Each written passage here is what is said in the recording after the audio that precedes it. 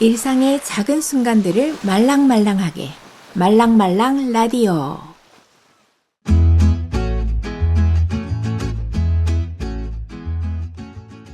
안녕하세요. 말랑말랑 라디오입니다. 말랑말랑 라디오에서는 커피 한잔 하면서 혹은 출퇴근길에 가볍게 들을 수 있는 이야기들을 전해드립니다. 이번 코너 말랑말랑 토크는 일상에서 발견한 소소한 아이디어를 공유하는 코너입니다. 오늘 주제는 산다는 것은 뭘까입니다. 왠지 거창하게 느껴지지만 아마 여러분들도 한두 번 생각해 보지 않았을까라는 그런 생각이 들어서 주제로 정했습니다. 자, 우리가 나이가 한두 살 이렇게 많아지면서 주위 사람들이 좀 아프기도 하고 때로는 돌아가시는 분도 계시고 이런 것이 이제 중년이 넘어서면서 좀 많아지는 것 같더라고요. 그래서 이 시점에 한번 우리가 산다는 것도 한번 생각을 해보면 어떨까 해서 이런 주제를 정했습니다. 저는 얼마 전이라고 하기는 좀 그렇지만은 한 3년 전에 아빠가 돌아가셨어요. 근데 그 아빠의 죽음을 이렇게 보면서 내 주위에 있는 사람들을 얼마나 내가 만날 수 있을까라는 생각을 했어요. 아빠가 돌아가신 그 시점은 코로나가 이제 끝날 무렵. 하지만 이제 완전히 끝나진 않았고 이렇게 외국으로 갈 때 검사를 꼭 받아야 했었고 또 가면은 또 바로 또 외출을 할 수가 없더라고요. 검사 결과가 나와야지 또 외출을 할 수 있는 분위기였고 여러 가지로 불편한 점들이 많았어요. 아빠가 병원에 계신다는 말씀을 듣고 빨리 가야지라고 생각했는데 그렇게 이제 여건이 되지 않았어요. 그래서 장례식 하는 날에 이제 한국에 가게 됐는데 그날 도착을 했는데 또 코로나 검사를 받아야 했었고 결과가 나오기 전까지는 외출이 허용이 되지 않았기 때문에 저는 그 아빠의 장례식도 보지 못했습니다. 지금도 그렇게 아빠의 마지막 가시는 길을 보지 못했던 게 마음에 좀 응어리로 남아서 항상 조금 떠올릴 때마다 눈시울이 좀 뜨거워지고 목이 메는 그런 상황이 오기도 해요. 항상 이제 건강하신 게 이제 당연하다고 이렇게 생각했는데 그런 아빠가 어느 날 쓰러지셔서 그리고 병원에 갔더니 어떤 수술을 받아야 되는데 수술 이제 결과는 그러니까 수술 자체는 그렇게 뭐 문제가 없었다고 하는데 이제 워낙 이제 연로하시니까 그 회복하는 과정에서 조금 어려움이 있었어요. 그래서 저는 이제 멀리서 좀 회복하시리라고 이제 믿고 있었는데 그것이 제대로 되지 않아서 결국은 마지막도 보지 못하고 이제 돌아가시게 됐어요. 바쁘게 살다 보니까 한국에 자주 가지도 못하고 코로나가 또 와서 더 못 가게 됐어요. 그래서 코로나만 끝나면 자주 가야지.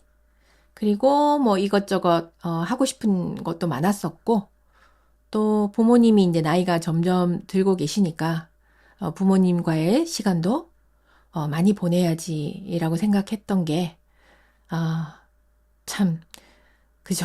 여러분들도 뭐 예상치 못했던 일이잖아요. 그죠? 코로나가 와서 그것도 뭐 금방 끝날 줄 알았던 게 몇 년을 끌었어요. 그렇게 사랑하는 사람을 떠나 보냈습니다. 많은 후회를 했지만 그래도 뭐 산 사람은 산다고 하잖아요.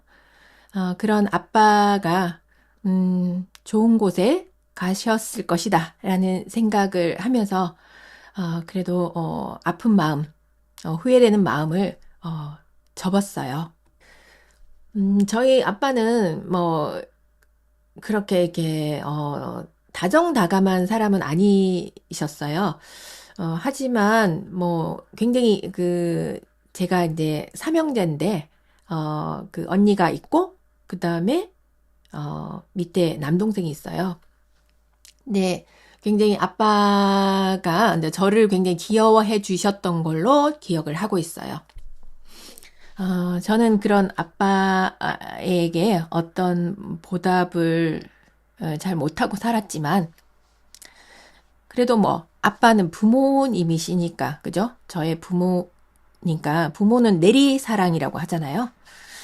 저를 뭐, 미워하지는 않으실 거라고 생각을 하고 있습니다. 그렇게 믿고 있습니다. 그리고, 요 근래, 저의 주변에 계신 분들이, 좀 아프신 분들이 계시고, 어, 그런 어떤 죽음을 좀 뭐라고 할까요? 죽음에 가까워지고 있는 그런 이야기를 들었을 때, 또다시 한번, 산다는 것은 뭘까라는 생각을 하게 됐어요. 저는 한국에 가면, 사실 한국에 가서도, 역시 이제 수업도 해야 하고, 또 뭐 친척 방문, 가족 방문, 뭐 이런 것들이 많이 있잖아요. 그렇기 때문에 여러분들이 뭐 한국에 가서 여행을 하고 하는 거 굉장히 부러워요. 제가 하고 싶은 일을 하는 게 아니라, 어, 해야 하는 일을 해야 할 때가 많죠. 근데, 그렇게 바쁜 와중에도 제가 꼭 만나는 친구가 있어요.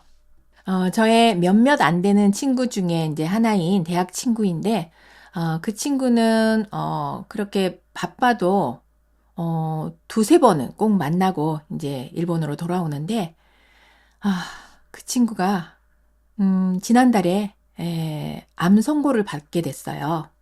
정말 믿을 수가 없었어요. 어, 얼마 전까지만 해도 만나서 이제 술도 마시고 맛있는 것도 먹으러 가고 또 뭐, 저는 이제 부산이 이제 고향이니까 부산 그에서 제가 좋아하는 공간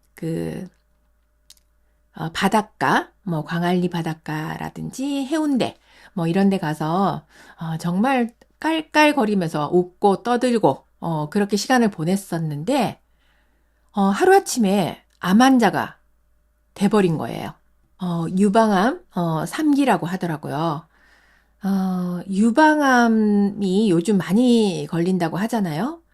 그런데 또 3기, 그리고 내 친구, 그리고 내가 가장 사랑하는 친구가 그런 병에 걸렸다라고 했을 때 정말 어마어마한 충격이었어요.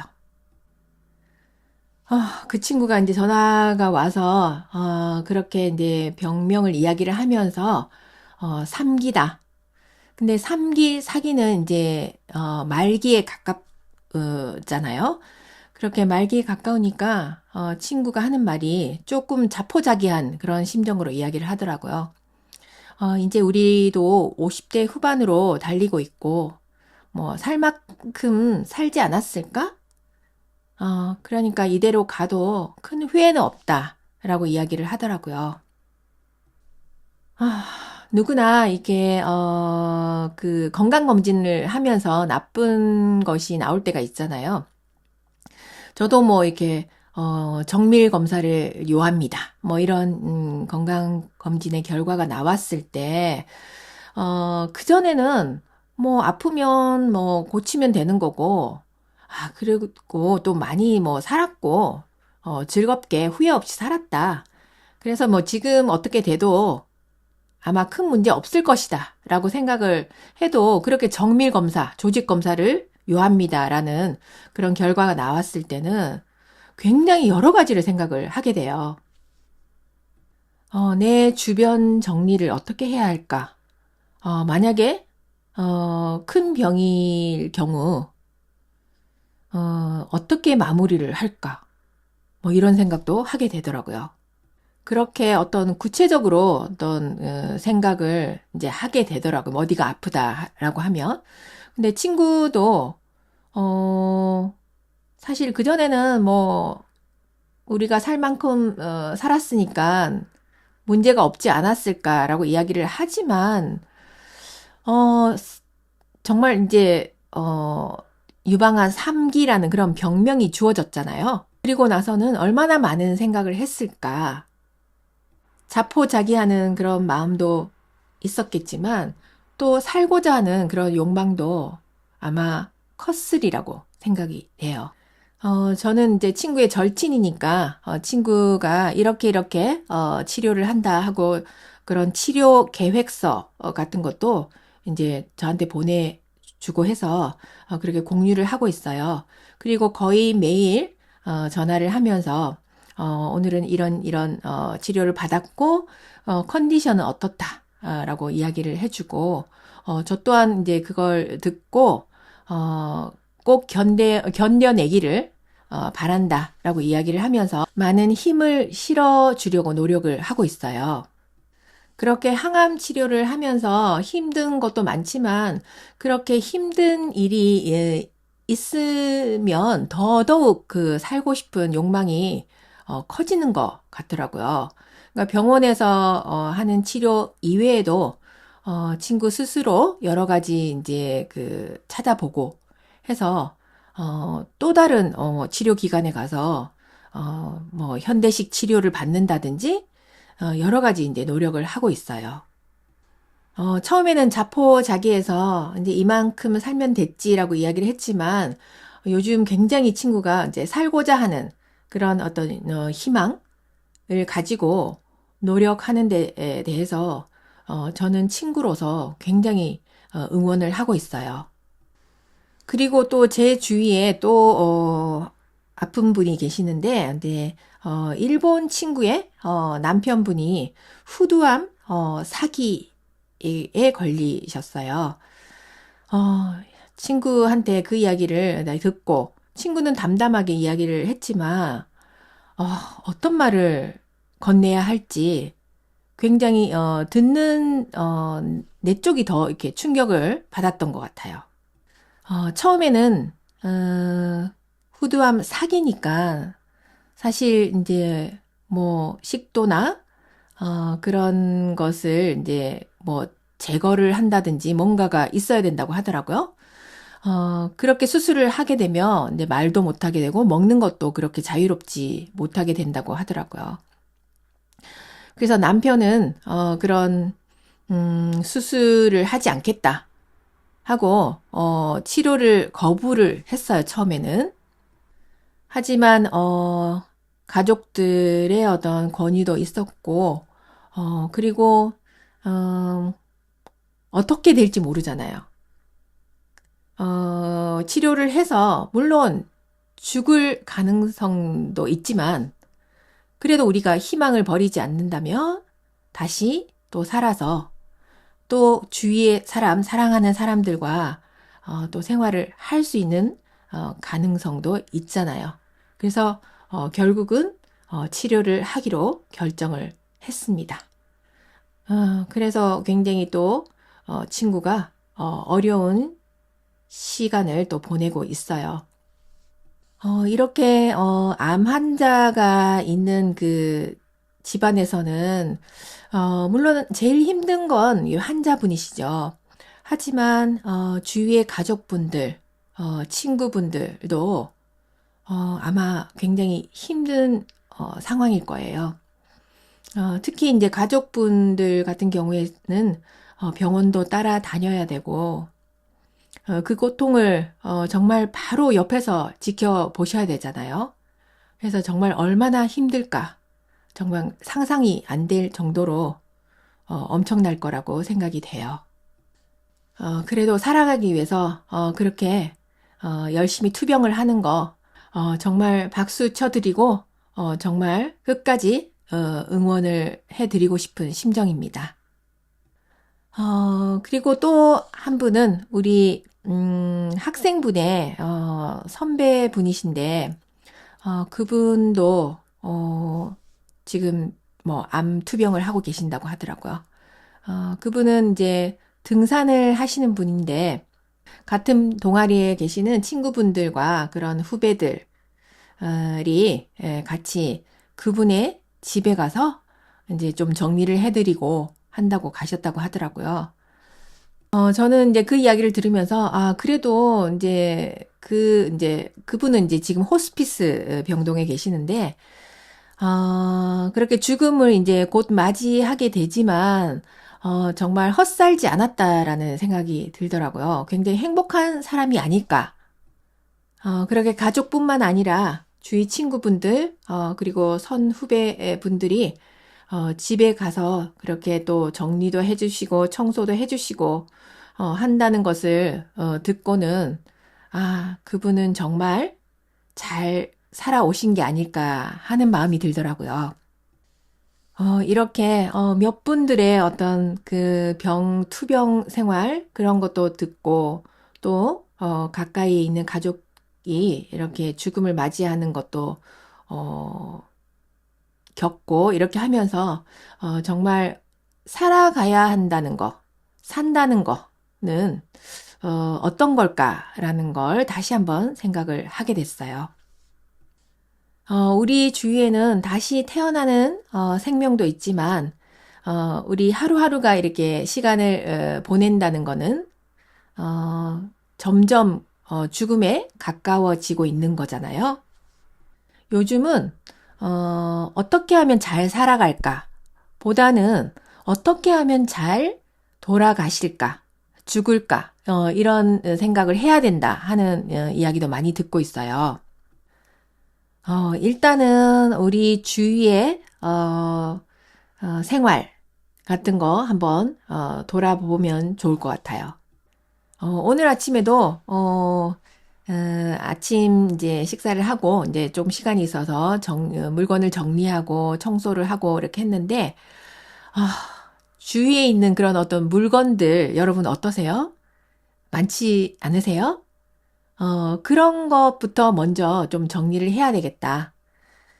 내가 언제 어떻게 될지 모르니까 일단은 좀 집 정리를 깨끗이 해야 되겠다. 그런 생각을 했어요. 신변 정리죠, 그죠? 주변에 있는 어떤 물건부터 좀 깨끗이 하면서 내 짐을 정리하는 것이 먼저 필요하지 않을까. 그리고 또 인간관계도 조금 뭐라고 할까요? 콤팩트하게 그렇게 좀 정리할 필요가 있을 것 같고 그 다음에 우리가 살아가는 시간을 헛되게 보내면 안 되겠다. 정말 이게 1시간 1시간 10분 뭐 정말 1분까지도 이렇게 살아있는 시간은 굉장히 소중한 시간이다라는 생각을 했어요. 오늘이라는 시간은 어제 죽은 이가 그토록 살고 싶었던 날이라고 하잖아요. 이 시간을 우리는 정말 소중하게 여기며 생활을 해야 되겠어요. 그냥 아무 특별함이 없는 그런 일상의 일과들, 뭐 세탁기 돌려서 빨래도 하고, 뭐 마트 가서 장도 보고, 뭐 음식도 하고, 뭐 이런 생활이지만 그 하루하루 1분 1분이 정말 보석보다 귀한 시간이다. 라고 생각을 하시고, 소중히, 보낼 수 있으면 좋을 것 같아요. 자, 오늘이 누군가에게는 간절한 하루임을 기억을 하면서, 이 하루가 선물인 것처럼 감사히 여기면서 살아가기를 바랍니다. 자, 하루하루 꿈을 품고 행복한 웃음으로 가득 채우길 바랍니다. 오늘 이야기는 유튜브나 스포티파이 등 다양한 팟캐스트 플랫폼에서도 들을 수 있습니다.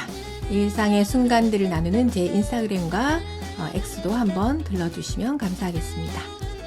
그럼 여러분 오늘 희망찬 하루 되세요. 안녕히 계세요.